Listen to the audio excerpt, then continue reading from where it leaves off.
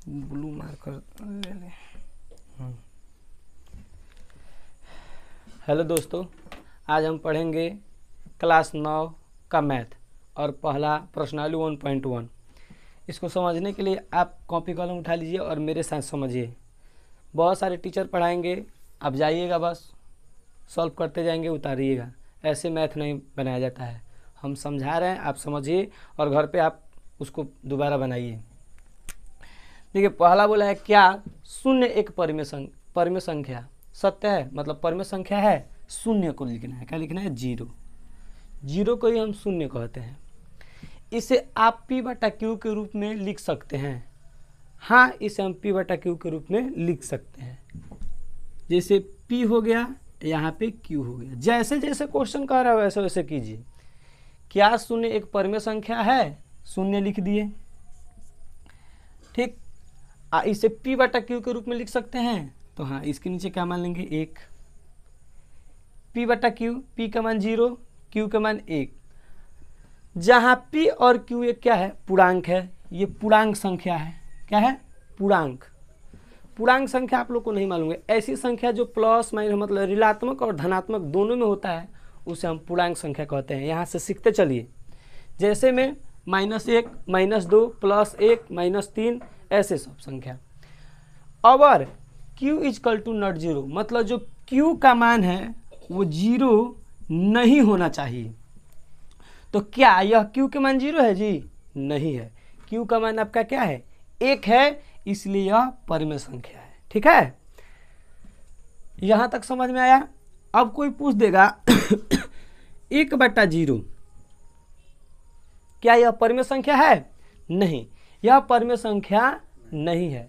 इसको कहते हैं अंश, इसको कहते हैं हम हर।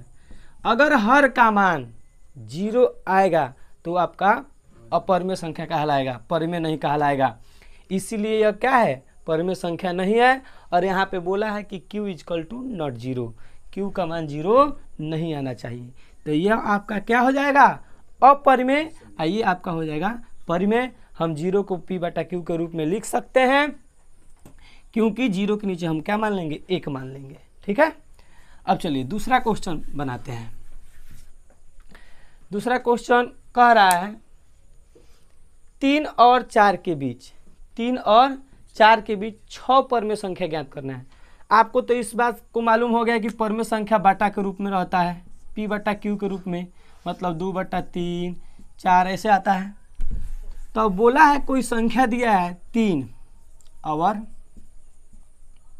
4 के बीच परिमेय संख्या ज्ञात करें। तो परिमेय संख्या 3 को जब हम परिमेय संख्या बनाएंगे तो इसके नीचे 1 मान लेंगे। 0 मानेंगे तो क्या हो जाएगा? अपरिमेय हो जाएगा। ठीक, 4 के भी नीचे हम क्या मान लेंगे?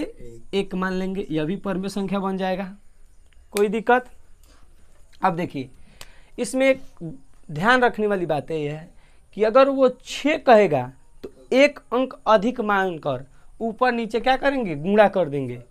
ठीक, तो इसमें ऊपर नीचे मतलब मान लीजिए 7 से गुणा करेंगे। कितना से? 7 से।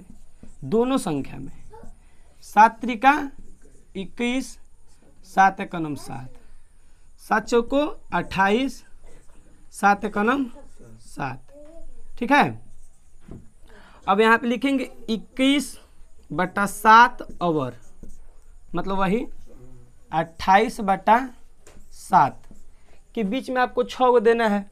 तो 21 के बाद से 22, 23, 24, 25/7, ऐसे 26/7, 27/7 लिख दीजिएगा। आपका 6 परिमेय संख्या प्राप्त हो जाएगा। ठीक है, अब देखिए, इसको तो आप p बटा क्यू बना लिए। ये आपको p बटा क्यू के रूप में दिया है। तीसरा जो इसको आपको क्या करना है? 5 परिमेय। तो इसको ऊपर नीचे 6 से गुणा कराकर परिमेय संख्या निकालिएगा। अगर ये नहीं आएगा तो आप कमेंट में जरूर पूछिएगा।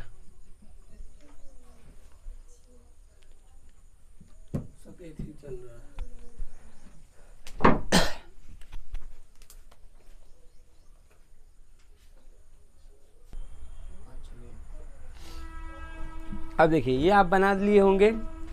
अब इसमें देखना है, कह रहा है नीचे दिए गए कथन सत्य है। ये जो दिया है और असत्य है कारण के साथ अपने उत्तर में दीजिए। तो पहले तो देखना है सत्य है कि असत्य है, और उसके बाद से बताना है कि क्यों सत्य है और क्यों असत्य है। तो इसको हम सॉल्व करेंगे। बोल रहा है प्रत्येक प्राकृतिक संख्या, तो पहले हम जानेंगे प्राकृतिक संख्या किसे कहते हैं। तो गिनती की संख्या को क्या कहते हैं? प्राकृतिक संख्या। जैसे 1 2 3 4 dot dot dot dot dot, आया समझ में? एक तरफ लिख दिए। दूसरा बोला है पूर्ण संख्या, ठीक है। पूर्ण संख्या, तो पूर्ण संख्या होता है 0 1 2 3 4, ठीक है।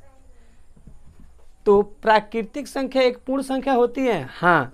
क्यों? कि देखिए पूर्ण संख्या में प्राकृतिक वाला संख्या मिल रहा है, तो हाँ सर मिल रहा है। 1 1 2 2 3 3 4 4 dot dot dot dot dot dot. तो ये आपका क्या है? सत्य है। क्या है? सत्य है। तो यहाँ पे लिखाएगा सत्य है, ठीक है। क्यों? क्योंकि कह देना प्राकृतिक संख्या एक पूर्ण संख्या होती है, ठीक है। जैसे 1 2 3 4 1 2 3 4। अब बोला है नीचे प्रत्येक पूर्णांक संख्या एक पूर्ण संख्या होती है। तो पूर्णांक संख्या किसे कहते हैं? तो ऐसी संख्या जो प्लस माइनस ऋणात्मक और धनात्मक दोनों में हो। तो देखिए -3 -2 -1, ठीक। 0 0 नहीं लिखिए, 1 2 3 लिख दीजिए बराबर डॉट डॉट डॉट डॉट, ठीक।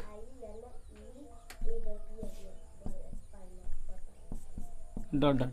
अब बोला है पूर्ण संख्या, तो आपका पूर्ण संख्या शून्य से प्रारंभ होता है। इसमें 1 2 ये प्लस के तरफ होता है, माइनस इसमें नहीं आता है, नहीं आता है। तो देखिए क्या इसमें कोई संख्या मिल रही है? मिल रही है, लेकिन इसमें सब संख्या नहीं मिल रहा है। ये माइनस में होता है, या माइनस में नहीं होता है। तो ये आपका हो जाएगा असत्य। क्या हो जाएगा? असत्य हो जाएगा। असत्य क्यों हो जाएगा?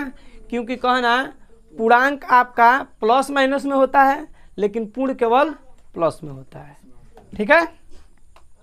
अब आ गया तीसरा, बोल रहा है प्रत्येक परिमेय संख्या। प्रत्येक परिमेय संख्या, ठीक। पूर्ण संख्या होती है, तो बताइए प्रत्येक परिमेय संख्या बोला है। परिमेय का मतलब P बटा Q के रूप में होना चाहिए। तो 2/3 कामा 1/2 कामा 4/3, ये आपका परिमेय हो गया डॉट डॉट डॉट इधर, ठीक। अब बोला है आपका ये परिमेय हो गया। अब बोल रहा है पूर्ण। आपका पूर्ण संख्या 0 1 2 3, ठीक। 3 4 5 ये सब होता है। तो क्या ये इसमें मिल रहा है? नहीं मिल रहा है। तो ये भी आपका क्या हो जाएगा? असत्य हो जाएगा। कारण में लिख दीजिएगा कि प्रत्येक परिमेय संख्या पूर्ण संख्या नहीं होती है, क्योंकि हम इसे P बटा Q के रूप में लिख सकते हैं, इसे हम नहीं लिख सकते हैं, ठीक है। वहाँ पे 4 बना 5 4। हाँ हाँ।